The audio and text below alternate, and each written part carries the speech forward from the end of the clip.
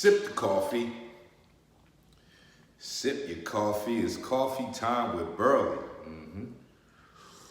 We got a good blend right here. This is a good blend.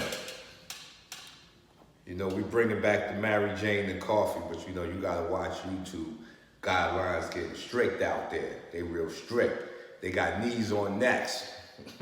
I'm one of the neck, they got a knee on, so we keeping it real PG for right now. Sip your coffee.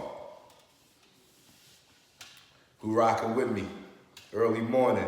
Salute. It's your boy Burly. Paris Robinson, what's going on, fam? What's going on? Salute to the team. Smash that like button as you come in the room. That's all you gotta do. Do it for your boy Burly. Uh-oh, we got Miss Rose Burly in the room. Rich Gang Gang on deck. Rich Gang Gang on deck. We got Miss Rose Burly. Check out her videos. She dropping videos. We ain't politically correct over here. She dropping what she feeling. Salute to you. North Sea in the building. Oh, you was in BK? You was out there in Crooklyn? Crooklyn. Yeah, I miss Brooklyn. Brooklyn has a feel of its own. You know, I've been to a lot of different hoods, but the energy on Brooklyn is just different out there. It's real different. It hit different. Smash that like button. Smash that like button. We got the coffee up in here, you know what I'm saying? You know I need my Mary Jane, but I tell you, YouTube real strict on their guidelines right now. They real strict on their guidelines. They're getting crazy. It's getting crazy out there. Uh-oh, Mars Burly, the team is, you see Clark Kent Burly up in there? I don't know if anybody been seeing what I've been doing with them boys out there in San Antonio, but I'm telling you, Michael Phoenix, salute. Has anybody been seeing the work I've been doing out there with them boys out here in San Antonio? Clark Kent Burly, Iron Man Burly. Yeah, that's right. I'm giving the Mexicans black feet. That's right, I said it. I'm out here giving Mexicans black feet, baby. You know what that means. We making Salvador Sanchez. That's all I know how to make. You put me in the place with Mexicans, ain't gonna be nothing but a bunch of Salvador Sanchez. And if you don't know who Salvador Sanchez is, look him up. Look him up. He beat Bazooka Gomez when Bazooka Gomez was 34-0. 34 knockouts, 34 fights, 34 knockouts. And then he faced Salvador Sanchez. The paper was saying Salvador who? Yep, Salvador who? Then Salvador went there and tap danced on his face.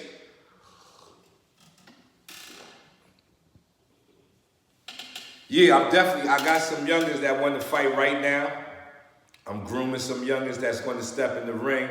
It's going to get ugly out here. It's getting ugly out here, man. That's all I'm saying. I got some fighters ready to go. One of my fighters, Jamal, one of the dudes I trained as soon as I came up in there, he just got a knockout, second round knockout. Thanked him with the, through the big, and we was working on that, people. I was working on that with him, and I told him, I said, man, you got the type of power, youngin'. If you touch him once, he gonna respect you. He gonna put some respect on your name. If you touch him once, he touched him with that uppercut, and it was sleep. Whole bunch of sleep out there. You know what I'm saying? But that gets to the point right here.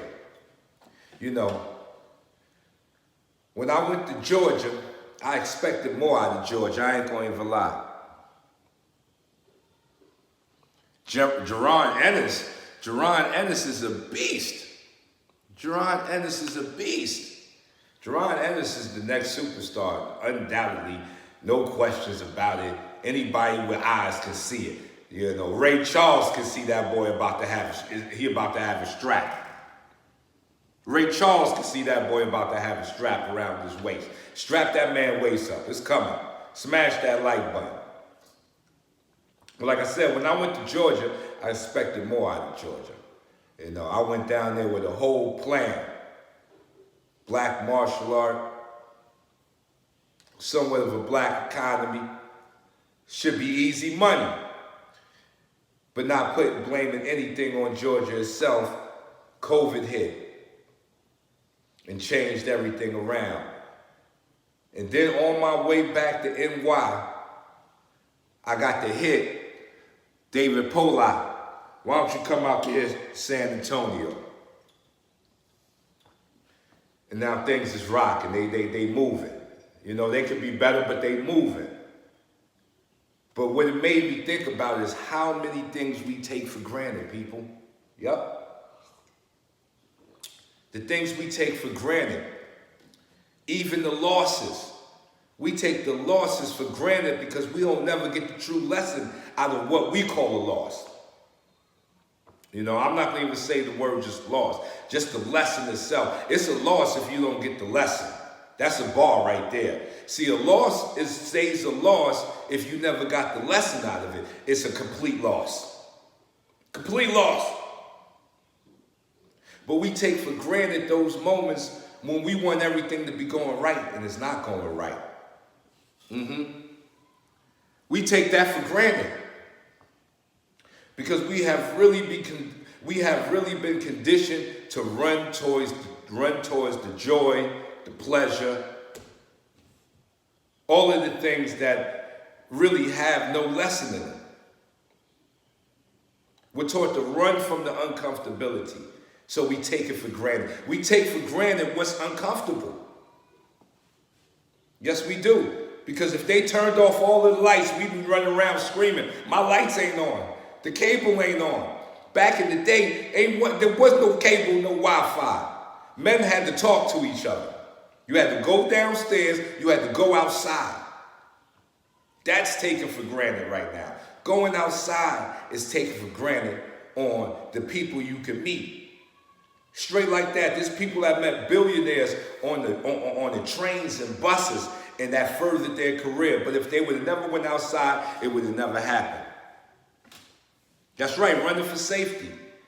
Everybody want the safety net. Everybody want the life preserver.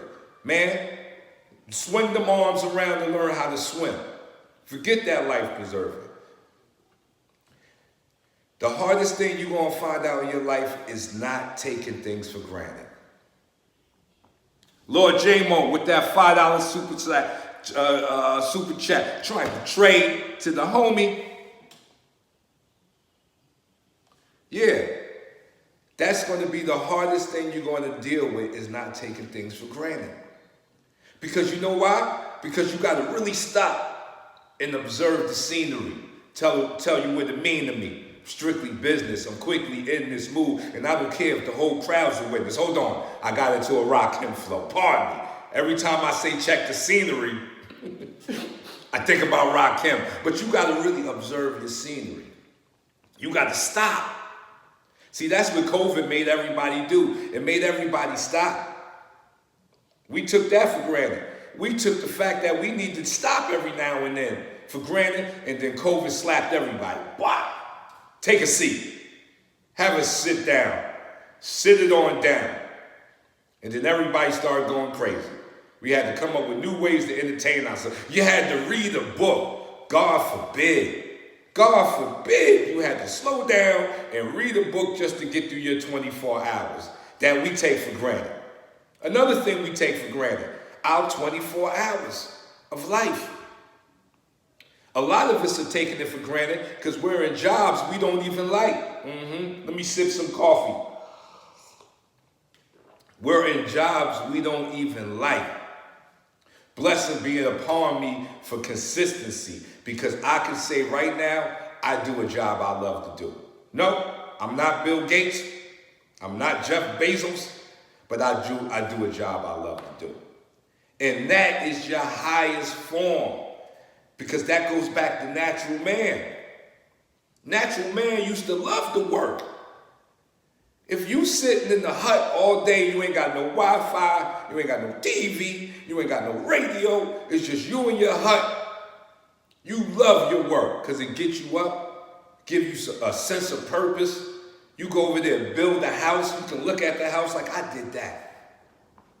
That used to be a natural man's purpose, was hard work. But they take that for granted. Everybody trying to skirt the hard work. See, I ain't trying to skirt the hard work. I did the hard work. When it came to this martial art thing, when it came to this fight thing, oh yeah, I did the hard work. So right now, I'm doing the job that I love to do. See, and that's universally in line. When you're doing the job that you love to do, you can only get surplus. It's a matter of time. The clock is ticking.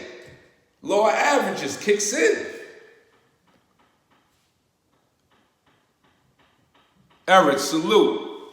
Salute. Law of averages kicks in.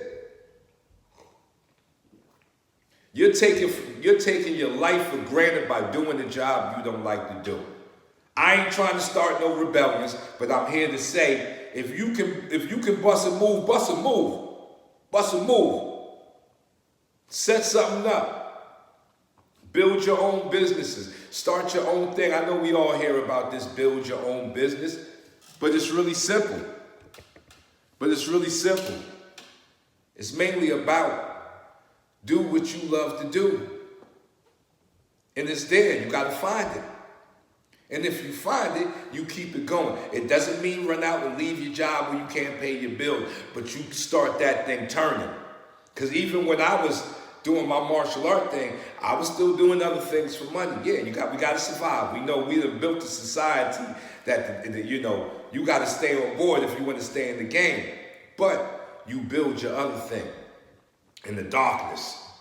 In the darkness, you build on that side. And you don't take what you love for granted. You don't take your 24 hours in the day for granted. You got to try. I'm saying this because I'm also, not only am I talking to you, I'm talking to myself. I'm talking to myself right now, too, people. That I know when I get off of here, I need to do something productive. I don't care if it's a push-up, something. I don't care if it's a push-up or something. Do something. Do something to be productive. The small things. Write a letter to that person you wanted to talk to that you ain't talked to in a minute. Call somebody. Tell them you love them. It's the small things. Spider Burly, salute. We up in the building. We in the building. Yes, we are. My battery trying to run out on me. I ain't got my spare battery with me. But I just wanted to come through with some coffee time, touch some people, let you know that taking things for granted is the worst mistake you can make. One of the biggest mistakes you can make, but it can be corrected, and it can be corrected by awareness. Everybody can't run a business, but at least you can. That's right. That's right. You can invest your money into another business. Correct, Mr. Lord J-Mo.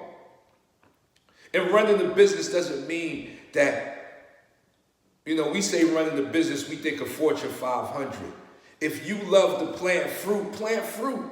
You may not even got to sell none of the fruit, but just bringing the fruit to where it's to that stage is good enough for you. Just do what you love. Yes, we are all caught up in the machine, and there's things that we have to do in the machine.